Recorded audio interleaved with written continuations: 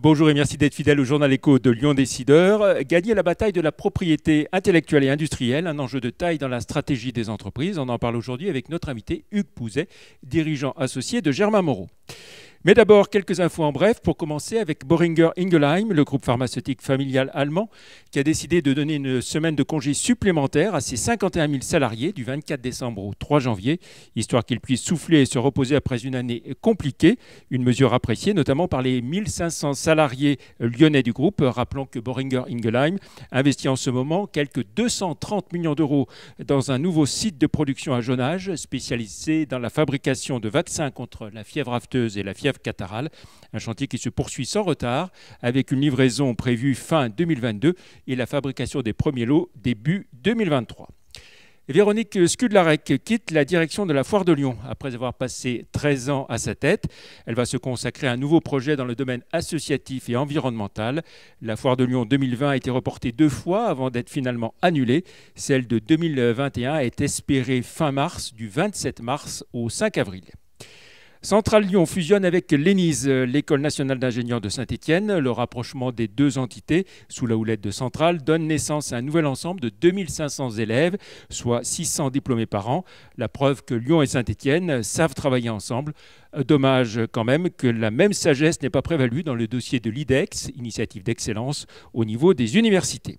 Enfin, le chiffre du jour, 1 million d'euros, c'est le montant de la levée de fonds réussie par Time for the Planet, qui ambitionne d'arriver à rassembler à terme 1 milliard d'euros pour accompagner une centaine de projets d'entreprises innovantes dans le domaine de la transition écologique.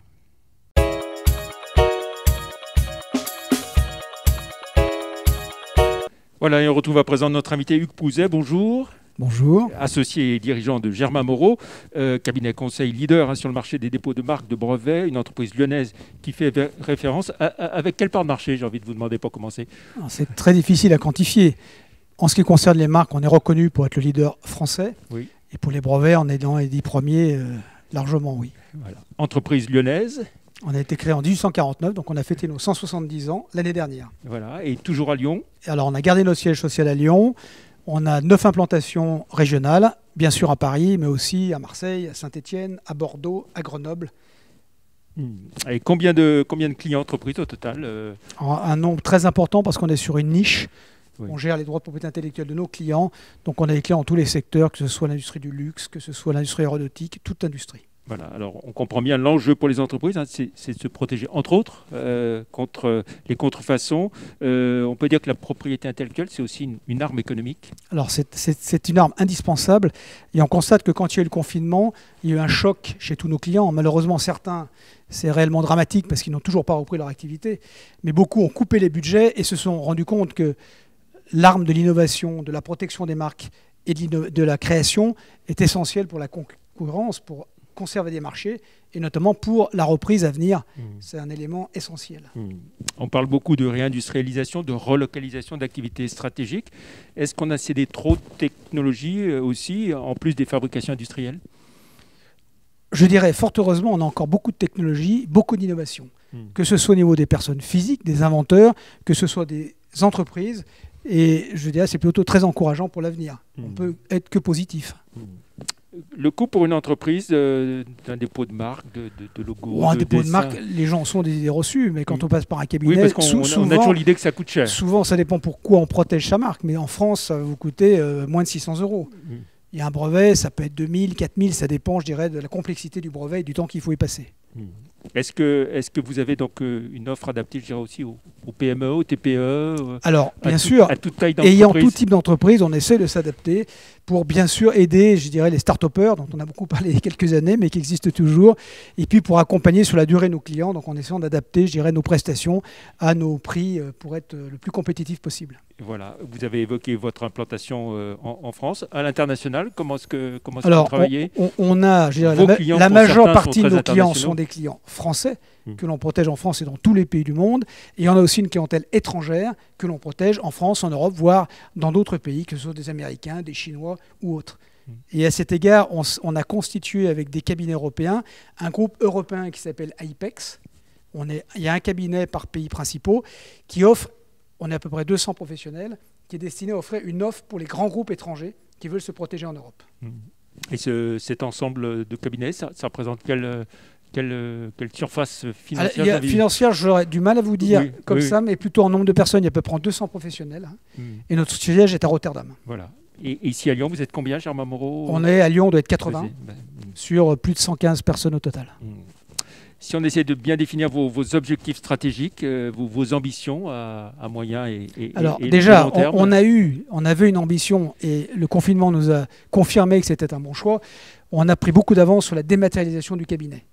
Et quand malheureusement le confinement est arrivé, nous avions déjà pas mal de personnes qui travaillaient en télétravail, ce qui fait que ça nous a permis d'amortir, je dirais, ce choc terrible pour les entreprises dont on fait partie.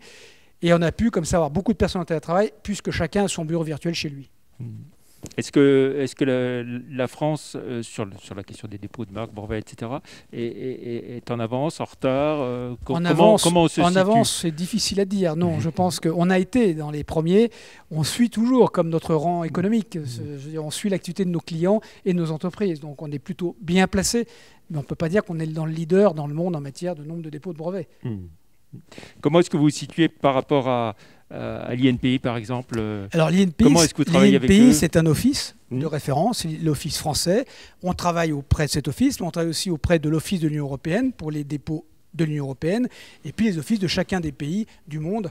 Donc c'est un des offices parmi les autres. Où est-ce qu'on en est du fameux projet de brevet européen dont on parle depuis des années? Ça ne s'est pas fait. Ça a l'air de rebouger un petit peu en ce moment. Il y a des bruits selon lesquels on voudrait remettre ça au goût du jour, ce qui serait sans doute une bonne chose pour nous.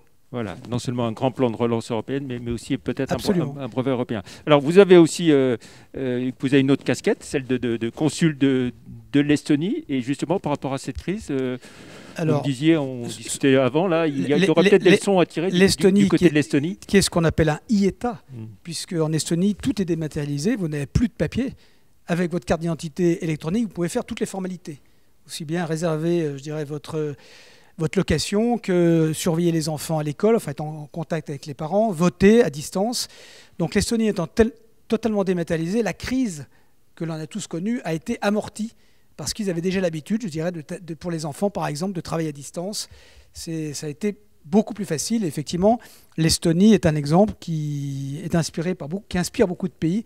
Et l'Estonie aide d'ailleurs un certain nombre de pays, même des grands pays, c'est souvent surprenant de le savoir, dans leur domaine de dématérialiser leur État et leur administration et leur économie. Très bien.